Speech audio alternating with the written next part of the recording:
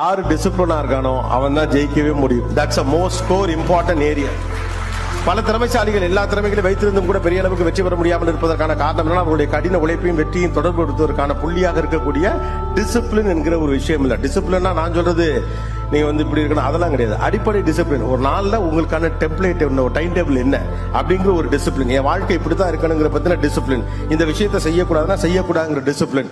இந்த டிசிப்ளின் இருக்கக்கூடியவர்கள் லைஃப் முழுக்க ஜெயிச்சிருக்காங்க. அவ்வளவு சக்சஸ்ஃபுல்லா இருந்தாலும் காலையில 5 மணிக்கு எந்திரிக்கிற டிசிப்ளின், அவ்வளவு கஷ்டமா இருந்தாலும் அவ்வளவு வயசானமே கூட காலையில் எந்திரிச்சோடனே படிக்கிற டிசிப்ளின், செய்யக்கூடிய வேலைகளை ஒரு நாள் கூட தவறாம செய்யக்கூடிய டிசிப்ளின், அந்த கன்சிஸ்டன்சி, அதுதான் இன்னைக்கு இருக்கக்கூடிய பெரிய பிரச்சனை.